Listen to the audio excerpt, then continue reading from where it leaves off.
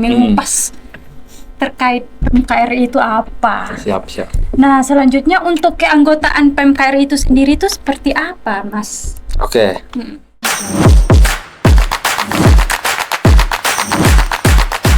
Teman-teman, selamat malam. Selamat datang di Benang Merah TV, merajut sampai tuntas.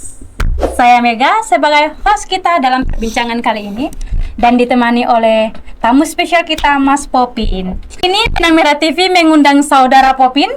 Beliau ini seorang aktivis PMKRI. Maka Benang Merah TV mengundang saudara Popin untuk mengetahui apa sih sebenarnya PMKRI itu. Oke. Sebelum kita masuk lebih dalam lagi, kita bertanya dulu. Mas Popin, apa Siap. kabar? Kabar baik, Mbak. Baik, sehat kita. Oke. Selamat datang ya Mas Siap. Popin ya. Makasih Selamat datang undangannya. di Makasih. Benang Merah TV. Terima kasih telah memenuhi undangan kita pada Siap. malam hari ini. Mas Popin, saya Siap. ada pertanyaan nih, Mas Monggo, Popin. Mbak. Sebenarnya PMKRI itu apa sih, Mas Popin? Oke. Jadi PMKRI itu merupakan singkatan dari Perhimpunan Mahasiswa Katolik Republik Indonesia. Itu secara singkatan ya. Secara garis besar, PMKRI itu merupakan organisasi. Dia organisasi kaderisasi yang beranggotakan pemuda. Beranggotakan pemuda tapi ini lebih terkhusus untuk mahasiswa. Karena tadi sudah dijelaskan bahwa PMKRI itu perhimpunan mahasiswa ya. Jadi jelas anggotanya adalah mahasiswa. Lalu kemudian PMKRI ini memiliki visi. Karena setiap organisasi tentu memiliki visi kan. Iya, PMKRI juga benar sama sekali, memiliki Mas visi. Popin. Nah, visi PMKRI ini terwujudnya keadilan sosial, kemanusiaan dan persaudaraan sejati. Itu visi PMKRI. Lalu kemudian untuk mewujudkan visi ini tentu kan dibutuhkan langkah-langkah ya. Oke. Lalu Seperti kemudian apa itu, Mas? dibuatlah yang namanya sistem pendidikan di PMKRI. Sistem pendidikan. Nah, di PMKRI kita mengenal ada 3 sistem pendidikan. Ada pendidikan formal. Pendidikan formal ini mencakup MPAB, masa penerimaan anggota baru. Oh, Jadi iya. kalau ada yang mau bergabung di PMKRI, dia harus mengikuti tahapan pertama yang disebut MPAB itu tadi, masa penerimaan anggota baru. Jadi nggak bisa sembarangan gitu ya, Mas? Nggak bisa Saya sembarangan tiba-tiba dong, masuk nggak ke- bisa. Oh iya. Kalau masuk sekret bisa, tapi untuk jadi anggota harus by proses, by proses itu mengikuti MPAB itu 3 hari kegiatannya. Kemudian setelah dia lolos MPAB, baru dia bisa mengikuti masa bimbingan. Itu pun kegiatannya 3 hari. Setelah lolos masa bimbingan, baru dilantik secara resmi menjadi anggota biasa PMKRI. Masih anggota biasa. Anggota biasa gitu. Lalu kemudian masih dalam konteks pendidikan formal, setelah mengikuti masa bimbingan, itu teman-teman bisa mengikuti LKK, latihan kepemimpinan kader. Tapi itu durasi waktunya dari Mabim ke LKK itu 2 tahun minimal. Oh lama ya, Mas ya? Minimal anggota itu sudah berproses selama 2 tahun baru dia bisa mengikuti latihan kepemimpinan kader. Tentu ini punya pertimbangan karena memang PMKRI merupakan organisasi kaderisasi, jadi kita mempersiapkan itu memang harus by proses gitu ya. Lalu kemudian ada KSR, Konferensi Studi Regional. Itu cakupannya satu wilayah yang terdiri dari beberapa cabang gitu. Lalu kemudian tingkatan paling terakhir dalam konteks pendidikan formal berjenjang itu adalah KSN, Konferensi Studi Nasional. Itu kegiatan yang melibatkan seluruh cabang di Indonesia. Karena PMKRI ini kan bukan hanya di Surabaya. Di mana aja itu, Mas? Banyak ya ternyata seluruh ya? Indonesia ya. Oh iya, Gitu. iya. Itu konteks pendidikan formal berjenjang. Lalu ada juga yang namanya pendidikan non formal. Pendidikan non formal itu kita maknai sebagai kegiatan-kegiatan kayak kegiatan diskusi ya, diskusi rutin. Di PMKRI cabang Surabaya itu kita membuat kegiatan diskusi rutin itu yang disebut dengan Lukas Day. Itu kita laksanakan setiap hari Jumat ya, dalam setiap minggu. Itu di mana saja tempatnya, Mas? Tempatnya sebetulnya apa tadi namanya Lukas Day Lukas ya? Day. Ya, Kenapa di kita mana saja, Mas? kasih nama Lukas Day? Karena memang santu pelindung kita kan Santus Lukas ya. Oh, luar Gitu. biasa ya. Jadi Ternyata. kegiatannya kita laksanakan untuk tempatnya sebetulnya tentatif ya, di mana saja bisa. Kadang di sekretariat di Marga Siswa, kadang juga dilaksanakan di komisariat kampus. Karena kita juga punya komisariat. Komisariat itu adalah lembaga yang berada di bawah cabang. Jadi di tingkatan kampus kedudukannya, di tingkatan kampus. Bisa juga di komisariat kita adakan diskusi. Bebas temanya, tergantung teman-teman bisa diskusi soal tema apa, kita berikan kesempatan. Jadi saya bisa ikut nimbrung? Bisa, nimbrung bisa. Lalu kemudian yang terakhir, ada kegiatan yang namanya pendidikan formal, bukan pendidikan formal, ada kegiatan informal ya, maaf, kegiatan informal. Kegiatan informal ini seperti kegiatan-kegiatan pelatihan, baik pelatihan jurnalistik, pelatihan kewirausahaan, kemudian pelatihan desain, kemudian latihan public speaking, banyak kalau jenis-jenis kegiatan-kegiatan pelatihan terkait kesehatan ada nggak, Mas? Pelatihan kesehatan per hari ini belum ada ya. Oh, belum ada ya. Kesehatan ya. Nanti kalau Mbak Mega bergabung di PMK boleh dong. Boleh dong sharing-sharing atau boleh Kak, kita adakan pelatihan kesehatan tentang apa gitu. Luar biasa ya. Bisa, gitu. Bisa nih. Bagus saya itu, masuk, Mas, ide bagus. Okay. Itu untuk kegiatan di PMKRI ya, berkaitan dengan pendidikan. Karena PMKRI ini bukan hanya orientasinya pada kaderisasi, tapi juga kita berorientasi pada gerakan sosial kemasyarakatan. Kita juga sering membuat kegiatan-kegiatan sosial. Untuk kegiatan sosial ini memang sifatnya dia tidak teratur ya di dalam jadwal atau tidak terjadwal lah. Tapi dia sifatnya momentum ya atau situasional. Kayak contoh ada bencana alam begitu, kita pasti terlibat itu. Membantu gitu ya. Luar biasa ya, ternyata PMKRI ini guys ya. Gitu. Kayak contoh di Cianjur kemarin ada gempa, kita turun. Oh, ikut turun ya Mas ya? Ke Jawa Barat, kita dari Jawa Timur turun. Wah, luar biasa memang. Sumbangkan ya seadanya lah gitu ya. Kemudian ketika terjadi erupsi Semeru, kita jadikan sekretariat itu Marga Siswa PMKRI Cabang Surabaya itu sebagai posko bersama. Wah. Sebagai bentuk pelibatan lah ya, pelibatan anak muda dalam membantu masyarakat itu. Lalu kemudian saat pandemi COVID pun kita sebetulnya terlibat juga. Itu lebih kepada kegiatan kolaborasi ya. Kita berkolaborasi dengan pemerintah gitu. Dalam hal ini Dinas Kesehatan, kita buat vaksinasi massal. Itu tempatnya di Marga Siswa juga, di Sekretariat PMKRI Cabang Surabaya. Vaksinasi massal saat COVID. Wih. Jadi kita selenggarakan itu. Sangat luar vaksinasi. Biasa ya. Saya nggak menyangka loh. PMKRI. Kolaborasinya itu besar sekali ya Mas ya. Karena kalau konteks dengan pemerintah kan kita sering memang kolaborasi ya. Gitu. Ada hal-hal yang memang bisa kita kerjakan bersama gitu. Namun ketika pemerintah mengeluarkan kebijakan yang memang agak tidak sesuai dengan apa yang dikehendaki masyarakat, kita juga menyampaikan kritik juga gitu. Tapi ketika ada program bagus, ya mari sama-sama kita kerjakan gitu. Kalau programnya bagus kan, kayak vaksinasi massal ya bagus ya, ayolah kan, kita kerja bersama gitu, kolaborasi. Iya, kan gitu. Menuju hal positif ya, Mas ya. Selama itu baik kita kerjakan bareng. Oke. Gitu, Mbak. Tadi kan Mas Popin sudah banyak nih mengupas terkait PMKRI itu apa. Siap. Nah, selanjutnya untuk keanggotaan PMKRI itu sendiri itu seperti apa, Mas? Oke.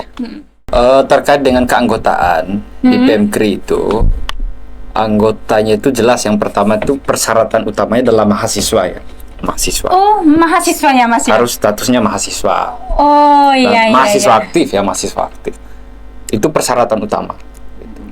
Lalu kemudian ada batasan keanggotaan juga. Keanggotaan PMKRI itu berlaku 11 tahun dan terhitung sejak dia masuk kuliah.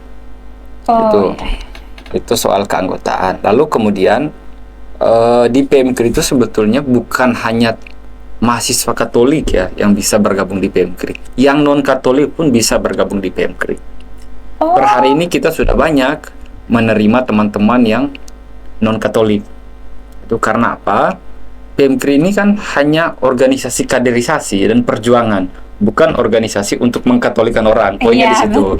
Betul. Apalagi kita berpegang teguh pada asas universalitas kan, artinya siapa saja bisa bergabung di PMKRI. Gitu. Selama dia punya ketertarikan, punya niat mau belajar, monggo, nggak ada masalah. Silakan ya, Mas, Silahkan. ya. Pintu kita terbuka lebar gitu. Luar biasa memang PMKRI ini kasih ya. Nah, bagaimana dengan mahasiswa yang non Katolik itu tadi, Mas? Apakah ada wadah khusus buat mereka? Oke, untuk mahasiswa yang non Katolik sebetulnya punya wadah di luar PMKRI ya tentu ya. Kayak contoh kalau teman-teman Islam, organisasi ekstra kampus juga ada. Ya. Kemudian untuk teman-teman yang Kristen Protestan juga ada. Kemudian untuk teman-teman Hindu, Buddha juga ada wadah untuk mereka belajar di luar kampus ya, melalui organisasi ekstra kampus itu ada juga. Gitu. Tinggal memilih aja, pilihannya banyak. Tinggal teman-teman mau belajar di organisasi mana, monggo. Yang penting satu, konsisten belajarnya. Gitu, itu aja. Nah, kita kan gitu. sudah menyinggung terkait organisasi-organisasi ini, Mas, Siap, ya. siap. Nah, jadi apa perbedaan organisasi PMKRI sendiri dengan organisasi yang ada di kampus? Oke, kalau perbedaan sebetulnya dari posisi atau kedudukan sudah sangat jelas ya. Organisasi intrakampus seperti BM ya, kemudian UKM itu kan dia berada di bawah naungan kampus. Ya, betul. Berada di bawah naungan rektorat begitu ya.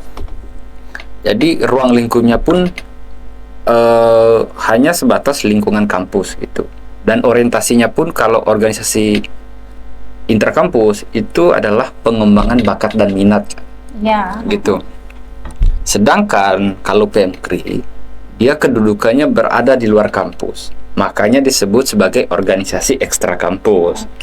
Dia tidak beririsan langsung atau dia tidak berada di bawah kampus, tidak berada di bawah naungan kampus. Posisi PMKRI ini dia sifatnya independen.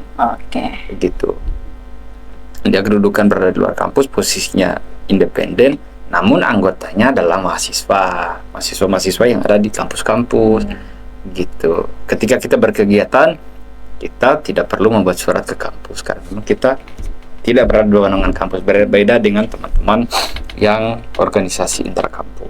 Itu soal posisi ya, kedudukan antara organisasi ekstra dan organisasi intrakampus. Begitu, Mbak Mega.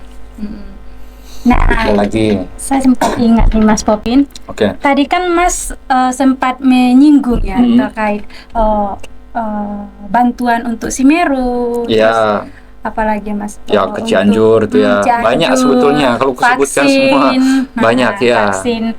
Nah, kalau berkaitan dengan gerakan sosial, modal atau sumber dana, misalnya bansos ya, Mas ya, atau masalah sosial lainnya yang membutuhkan pendampingan masyarakat sehat, misalnya, dari mana fasilitas yang didapatkannya itu, Mas? Kalau ini ya konteksnya ada bencana alam ya, teman-teman kan melakukan penggalangan dana ya.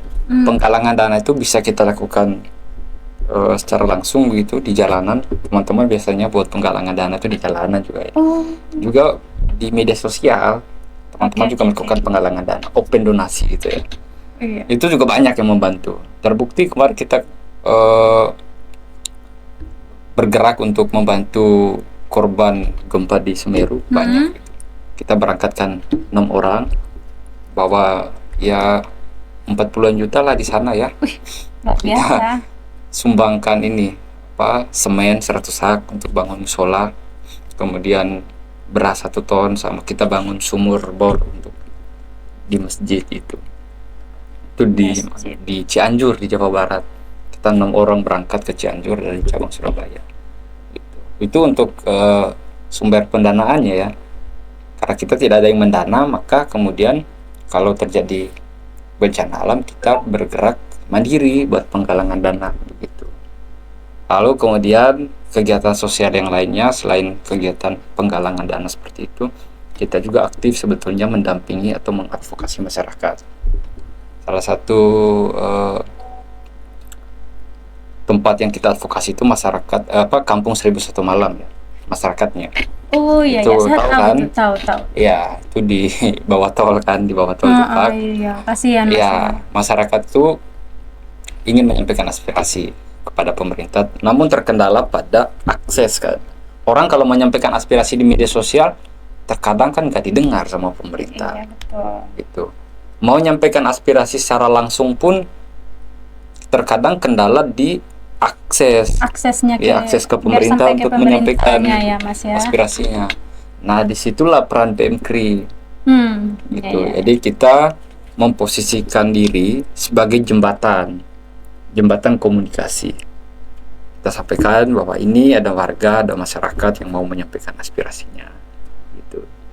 Kadang juga kita menjembatani secara langsung, kita hadirkan masyarakat, kita pertemukan dengan pemerintah supaya mereka bisa menyampaikan aspirasi secara langsung gitu. Segala keluhannya mereka sampaikan secara langsung. Emosi juga monggo gitu. Oh, Kan nggak apa-apa, disampaikan, diluapkan semua segala bentuk emosi kan. iya. Disampaikan aja gitu. Jangan dipendam gitu kan. Dan mereka sampaikan juga. Tapi Keluhan. takutnya malah Bapak belur sama masyarakat Nggak seluruh juga. ke Malang. Aman. Kalau udah bertemu tuh biasanya pendekatannya udah dari hati ke hati. Oh, ternyata masalahnya ini. Itu terkadang kan ada miskomunikasi. Oke. Yang penting rajin-rajin bertemu aja masyarakat dengan pemerintah tuh pasti selesai kok persoalan-persoalannya. Oke. Gitu kurang lebih. Wih, luar biasa. Iya. Nah, untuk sejauh ini kan apa sih yang paling mengesankan untuk Mas Popin sendiri selama gerakan membantu sesama? Dan hal apa yang membuat Mas Popin harus meyakinkan bahwa bergabung di PMKRI itu adalah kesempatan yang sangat baik? Oke, yang paling mengesankan ya. Iya. Sebetulnya semua kegiatan yang saya lalui, kegiatan yang saya lewati di PMKRI itu semuanya mengesankan.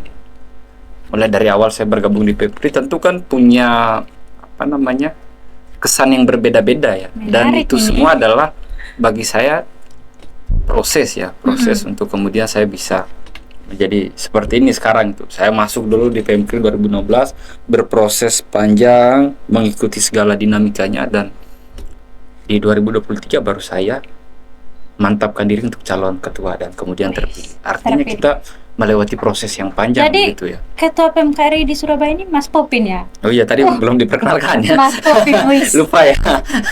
Lupa perkenalan. Oke. Gitu kurang lebih yang mengesankan, saya pikir semuanya mengesankan ya. Segala aktivitas, dinamika, kegiatan-kegiatan yang kita lewati semuanya mengesankan. Gitu. Selama kita mengikutinya dari hati ya, kita tulus mengikuti semuanya, pasti setiap momen itu punya kesan yang berbeda-beda dan itu semua berdampak positif gitu. Sampai ditangkap polisi pun ya bagi saya mengesankan juga itu gitu. Pernah dulu. Pernah Iya dulu ya, Mas? mengesankan. 2020 itu pernah.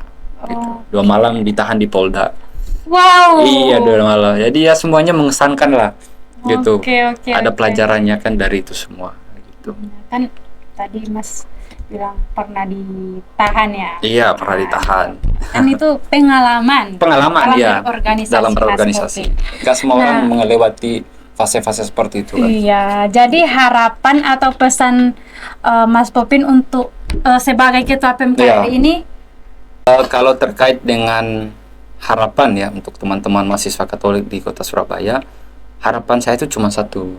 Harapannya teman-teman mahasiswa Katolik di Kota Surabaya itu bergabung di PMKRI bersama-sama dengan teman-teman yang lain ya yang sudah bergabung itu. Karena apa? PMKRI ini merupakan wadah kaderisasi gitu yang disediakan oleh gereja. Kenapa saya sebut disediakan oleh gereja? Karena gereja juga menghadirkan pastor moderator ya, atau memfasilitasi pastor moderator. Di PMKRI kita punya pastor moderator, pastor pendamping juga gitu. Dan segala bentuk kegiatan kita, kalau komunikasi dengan pihak gereja bagus, pasti disupport gitu. Dan per hari ini kita selalu disupport oleh gereja untuk kegiatan-kegiatan kaderisasi gitu, selalu disupport. Itu tadi harapan saya cuma satu, teman-teman mahasiswa Katolik Kota Surabaya, mari bersama-sama kita berproses belajar di PMKRI, karena PMKRI merupakan wadah kaderisasi dan perjuangan. Oh, Gitu. mana nih mahasiswa Katolik Ya, yang gabung di ditunggu. PMKRI Surabaya? Ditunggu sama Mas Ya, Popin ya guys ya.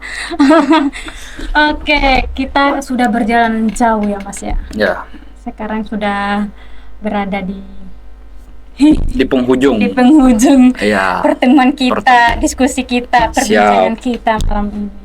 Nah, terima kasih Siap. untuk Saudari Popin sudah memenuhi undangan Benang Merah TV. Sekian untuk hari ini.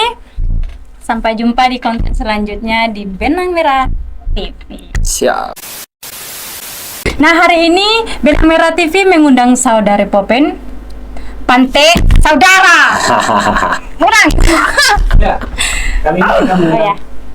Hari ini untuk mahasiswa Katolik Surabaya. Oke, kalau harapannya cuma satu ya, teman-teman mahasiswa Katolik itu bergabung di PEMKRI gitu.